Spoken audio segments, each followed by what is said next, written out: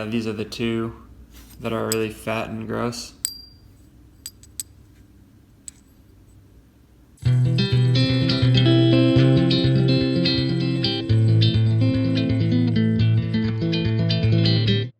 I was in the middle of filming a video and I gotta take an extra look at this one. I don't know if this is real.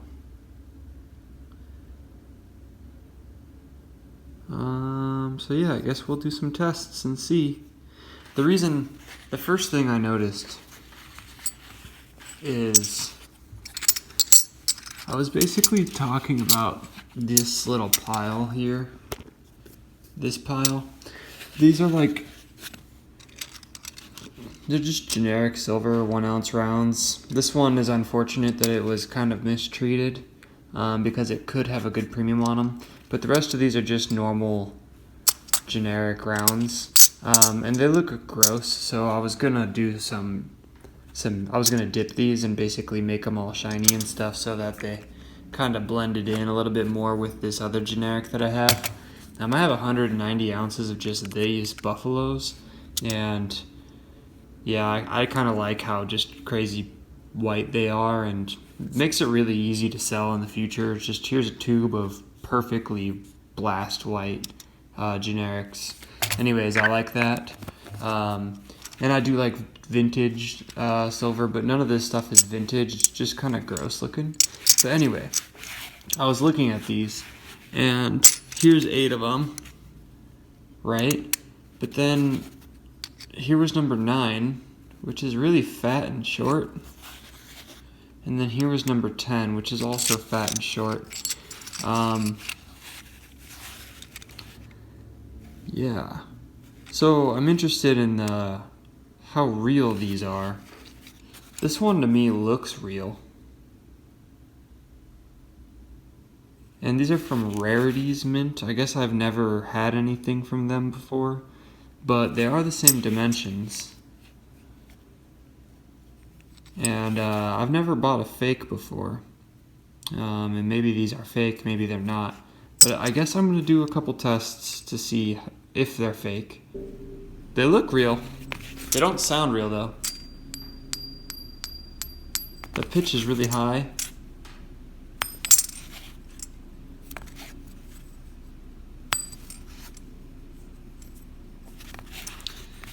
It's not the same kind of ring you get from like this. I know this one's real.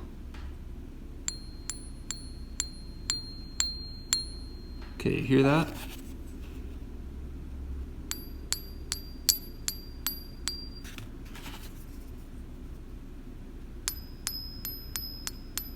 So all 3 of them sound different. That's not good.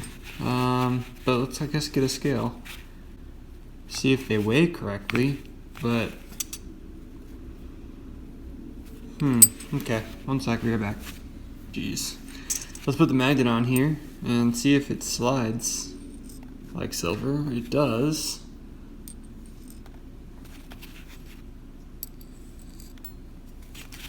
So in that sense, they react like silver does.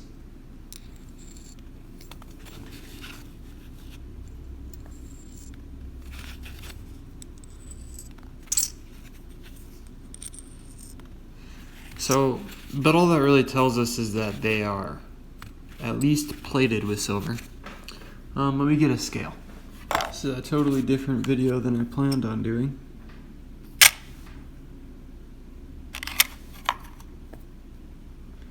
So they weigh correctly, but the dimensions are weird, so the weight doesn't mean much. Let's see if I have any string. We could do specific gravity. Alright, so I couldn't find string. Wasn't planning on this. But I found like a piece of twine, like a... Hopefully it's not too thick. It's kind of fun. But here I got a glass of water. Let's lift this up a little bit. Let's just move. 1 sec.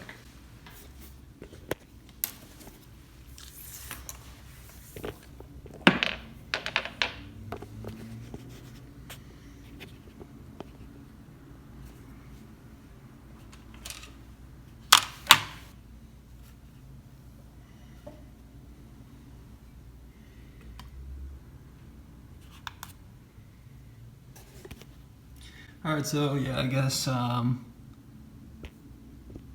there you can read I zeroed it out. There's water in there. I'm just gonna dip this in here, see what weight I get, and try not to submerge too much. This string might make it a little bit worse, but I'll explain what's going on in a sec. Pretty much I'm dipping this and I'm gonna see the weight.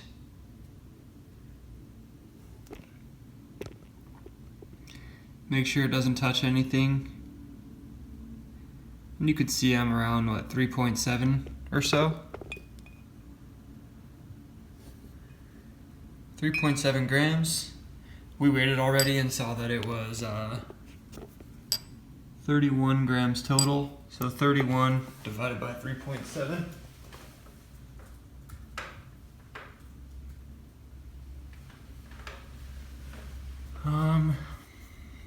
Is 8.4, so that's not good. I'm gonna find a different string, one sec. Alright. I found an old sock and I took this string out of it. So maybe this will be more accurate. Let's zero this out. Full of water.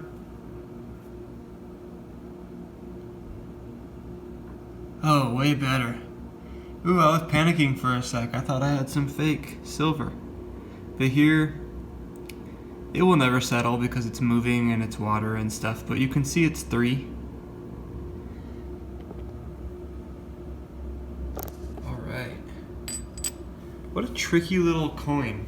But yeah, let's do the math there. So 31.3 is what it was before, divided by 3 is 10.4, and that is the specific gravity of silver. So I know that this is not only coated with silver because the metal magnet, or because the rare earth magnet worked, but it weighs correctly. The magnet had the diamagnetic attraction that you see in basically silver and silver coated objects. And then we had a specific gravity of 10.4, which is spot on for silver, so I can be sure that this one is real. Let's try the other one real quick. And then I might as well do my dipping thing, because that's what I planned on doing. Wow, I'm glad I had that sock. Pretty much I just had an old sock, and it had a hole in it, and so I should have thrown it away anyway. But I just cut it open with a knife and stole this piece of thread from it, so.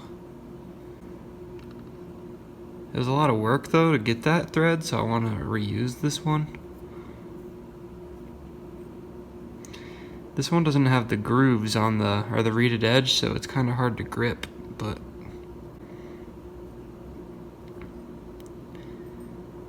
let's see if we can't balance it.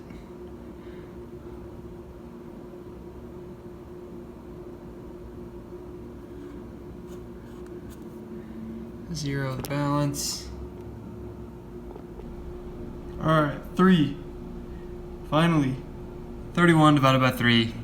10.4. We are good. Man, I was panicking there for a sec. But, yeah, okay. So they're not fake. They're just ugly. We've established that. So I'm gonna do some dips now, I guess. Which is why I had this little mason jar to begin with.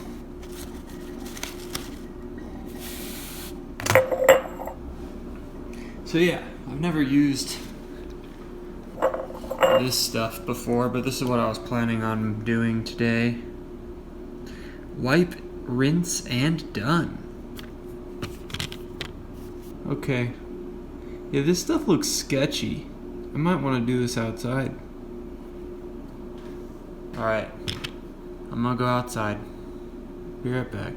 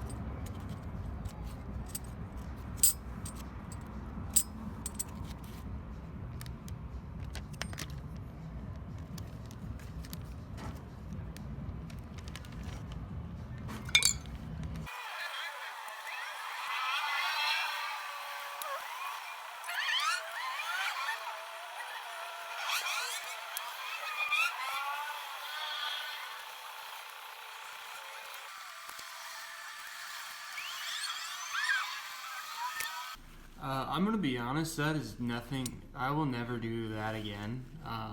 That was like super sketchy. I'm also terrible at chopsticks. So if I was better at it, maybe I don't know. But the results are they're insane. So let me reposition and dry some stuff up, and then we'll talk. 1 ounce of silver is kind of hard to pick up with chopsticks for someone that doesn't use chopsticks often. But the results are pretty insane. These look honestly really nice. I didn't get much pitting, which is what I had assumed would happen.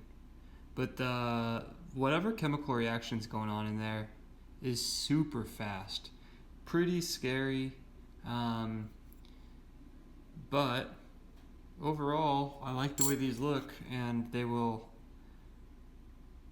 there's no denying that it's just generic. So it's not like I did anything wrong or whatever.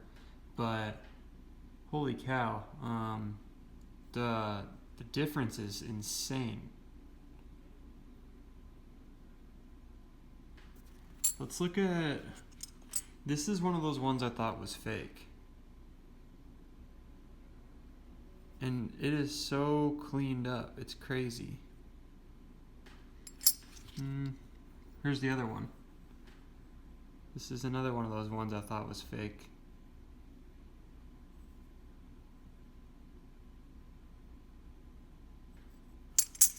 So yeah, it doesn't take long to do it.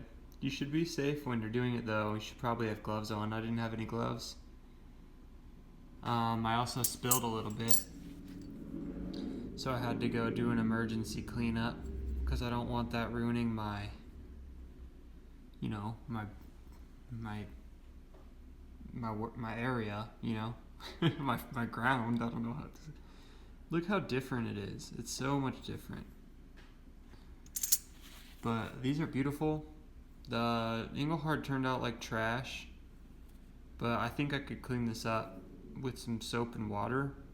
So this one was super treated with liver of sulfur to give it that crazy antique look, but then the Tarnex solution did not remove that very well. It's weird.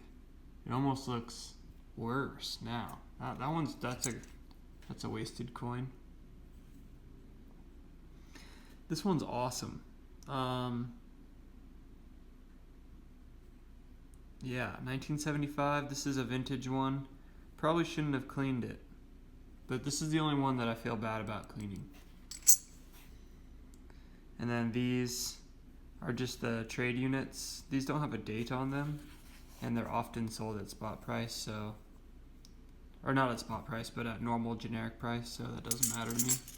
And then this one, I didn't even notice this one before I cleaned it. This is like a Holy Bible one. I don't know. I don't remember this one. This is pretty crazy though. It has this raised edge here. But anyways, I guess this video is super long now because of that whole I thought I had fake silver debacle. But I'm going to try to edit this down so it's not insanely long. But yeah, thanks for coming along on the journey. That was kind of fun. I'm going to be pretty scared to use that stuff again. I don't know when I would ever use it, but it worked pretty well on this just trashy generic, so anyway, cool. Take care.